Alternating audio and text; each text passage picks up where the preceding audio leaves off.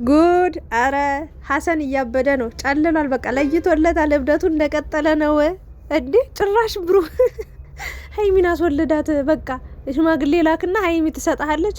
ከዛ በቃ ልጆች ይወለዱ። ጉሮብ አናቱ ላይ ጭንቅላቱ ላይ ነው የቆመ። ምንድን ነው ሀሰን አላማ ምንድን? ኧረ ተዋቸው ነው። ኧረ ይኑሩበት እንዴ! ትናንትና በአደባባይ ካልሳምካት ብላችሁ እንደው እንዲህ አንገቱ ላይ ቆማችሁ ነበር። አሁን ደግሞ ጭራሽ በቃ መውለድ አለ። አስወልዳት። ኧረ ተረጋጉ እንዴ! ሀይሚ እየተደግለን ልጃችን እንዴ! ቀስ ረጋ። እንቁላልም ቀስ ብሎ ነው በእግር የሚሄደው። ከረጋው ወተት ቅቤ ይወጣዋል ትላለች እናቴ። ሀሰን ተረጋጋ እንጂ አባቴ። ምን ነው አጎት ለመሆን በጣም ነው እንዴ የፈለግከው? ነው እንዴ ቸኮልከው? ጉድ እኮ ነው። ተው፣ ወግ ባህል አለን። በእርግጥ እግዚአብሔር ባለው ቀን ከሆነ ሆነ ነው።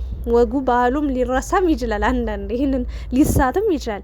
ግን ያው እኛ የምንጠብቀው ብዙ ነገር አለ። ሀይሚ የምትፈልገው ብዙ ነገር አለ። እንደ ሴት እኛ የሴትን ልጅ ትርጉም እናውቃለን። ጋብቻ፣ ሰርግ፣ ፕሮግራም፣ ሁሉ ነገር ምን እንደሆነ እናውቃለን። እና ተወረፍ እንዲ ሀይሚዬንማ አንዲያው እንዲ በቀላሉማ አሳልፈንማ ያለ ልጃችን እንዳሰጭ ሀይሚዬ እንድች ብለሽ እንዳሰጭ።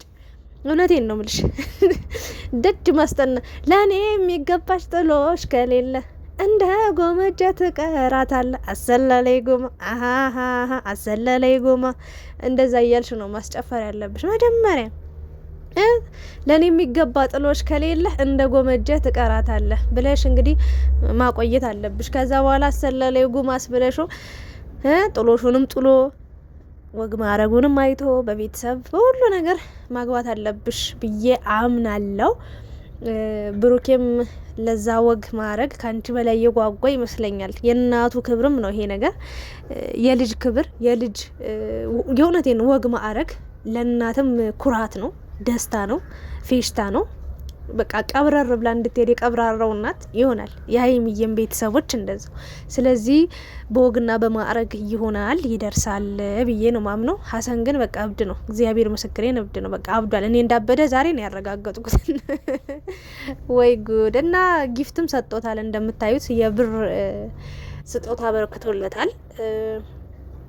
እኔ እንደነገርኳችሁ ከቡታጅራ በጣም ደስ የሚለኝ ፓርት ሃይማኖት ልዩነት የለም።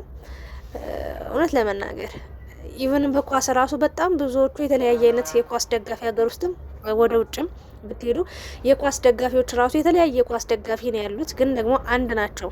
የምሬን ነው። የውጭ ሰው ቢመጣባቸው አንድ ሆነው መክተው ነው የሚሸኙትና ይተባበራሉ፣ ደስ ይላሉ። እና እስላም ክርስቲያኑ ተዋዶ ያለበት ሀገር አይቻለሁ። ቡታጅራ በቃ አለማድረግ አይቻልም። ሶ መስቀልም ሊገዛለት ነበረ፣ ግን ስላለው ነው ብሎ እንግዲህ ትቷል። ሀሰን ደግሞ ብሩክ ነው እንጂ ለሀሰን የሀይሚን ፎቶ አሰርተ ስጠኝ ብሎታል። እሺ ብሏል። ይሄ የሚበረታታ የሚደነቅ ነገር ነው። መጀመሪያም እንግዲህ ጥላቻ ኑሮብህ አይደለም በሀይሚና በብሩክ መሀል የገባው። ልግባም ብለ ላይሆን ይችላል። በእርግጥ እኛም ሳይድ ይዘን ነበር የሆነ ጊዜ። ትክክል የሚመስለን ነገር ሰው ፍጹም አይደለም። እኔ የሆነ ጊዜ ሀይሚን ስቆጣ ሰምታችሁ ከዛ አንድነታቸው ደግሞ አስደስቶኝ ዋው ብዬ አንድነታቸውን ሳወራ ትናንት እንዲህ ብለሽ አልነበር እንዴ ሀይሚን እንደዚህ ብለሻት አልነበር አይነት ነገር ይመጣል። እና ሰው ፍጹም አይደለም። ሀሰንም ክፋት አስቦ መጥፎ ነገር ለነሱ ውድቀትን ተመኝቶ ሳይሆን በሰዓቱ ሲያናደደን የነበረው ትክክል አይደለህም ተብሎ እየተነገረ አለመስማቱ ነው። ከዛ ውጪ ስህተት መስራት ያው በሱ አልተፈጠረም ወይ ደግሞ በሱ አልተጀመረም።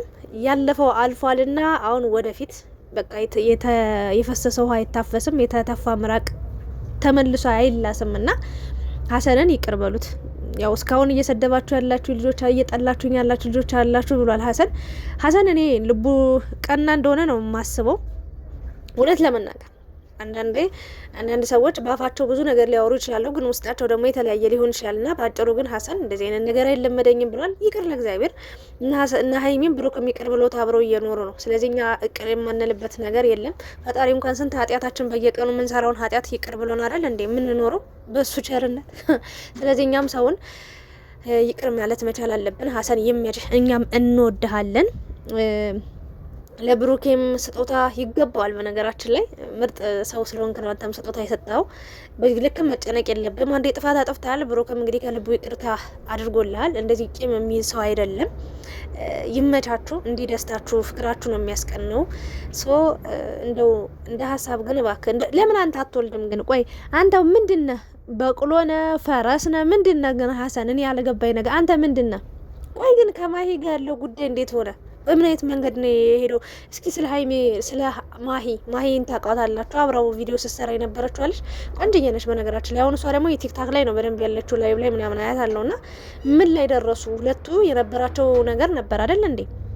እና መጨረሻቸው አንድ ላይ ይሆናል ብዬ አስብ ነበር። ሁለታቸውም እብድ ነበሩ፣ ደስ የሚሉ እብዶች። እና አሁን ላይ ሀሰን እንግዲህ ከነ ሀይሜ ከነ ብሩካ ነው እያለ ያለው በብዛት ከእሷ ጋር እየሰራ አይደለም። ምንድን ነው የተፈጠረው ነገር? የምታውቁት ነገር ካለ ሹክ በሉኝ ውዶቼ።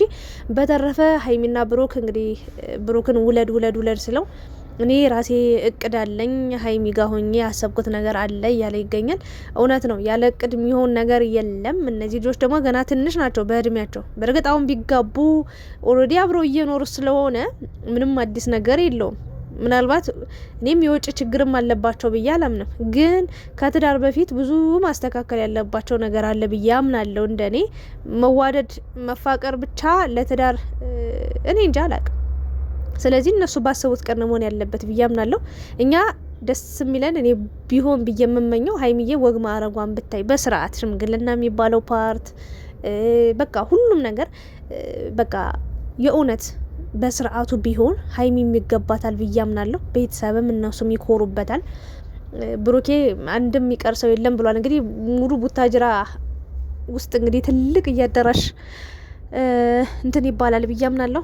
ሁላችንም እንሄዳለን አይቀርም፣ ለዛ ቀን ያውቃልና ሀይሚ ያውን ሀሰንን እናንተ ሰሞኑን ሀይሚ ግን የሀይሚ ሳቅ ግን አልገረማችሁም? እመቤቴን በተለይ ከዛ ሄዳ ከነበረችው ሀገር ስትመለስ ወይኔ ደስታ በደስታ ወይኔ ሳቋ በቃ የእውነት ግን ማለት ነው።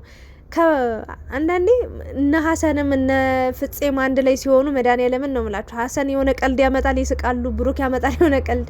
ብሩክ ራሱ ከጓደኞቹ ጋር ሲሆን የሆነ ጨዋታ አዋቂ ነው የሚሆነው። ሀይሚ መድኃኒዓለምን እንባዋ እስኪመጣ ነው የሚያስቋት አይታችሁ ከሆነና እኔም ፍቅራችሁን አይቀይረው ነው የምለው። በቃ ግን አንዳንዴ ደግሞ በመሀል ችግር ይመጣል። ይህንን ደግሞ ማለመኔ አለባችሁ። ሁሌ ዳስታ ሁሌ ሳቅ የለም፣ ሁል ጊዜ ፋሲካ የለም ይባላልና የሆነ ችግር ሲመጣም እንግዲህ መቀጥቀጥ አለብን ብዬ አላምንም። ያው በእርግጥ ስህተቱን አንድ ሰው እየነገራችሁት ካልሄዳችሁ እያጠፋችሁት ነው የምትሄዱት። ትክክል ላይ እያላችሁት የምትሄዱ ከሆነ አጥፍቶ ይሄ ችግር ነው የሚሆነው። ሶ ሀይሚዬ የኔ ወርቅ ብሩኬም ጨረቃዎቼ እንግዲህ ዛሬ በራሳችሁ ቤት ትመጣላችሁ ብዬ አስባለሁ። ዛሬ ሀሰን የሚገርም ስጦታ ሰጥቶታል። ብሩክን በጣም ደስተኛ ሆኗል። ወላሂ ወድሃለሁ እያለው ነበር ብሩክን።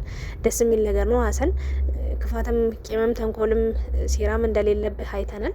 ፈጣሪ ካንተ ጋር ይሆን። እንግዲህ ብሩክን ምርጥ ሰው ነው፣ እንዳትጎዳቸው ባለማወቅ በማወቅም አደራ እንዳትጎዳቸው ነው ማለት የምወደው።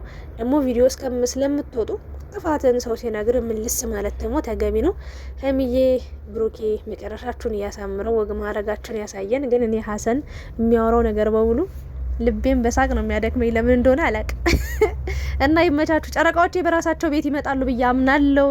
እንጠብቃለን። እስከዛው ላይክ፣ ሼር፣ ሰብስክራይብ እያደረጋችሁ ጠብቁኝ። አመሰግናለሁ።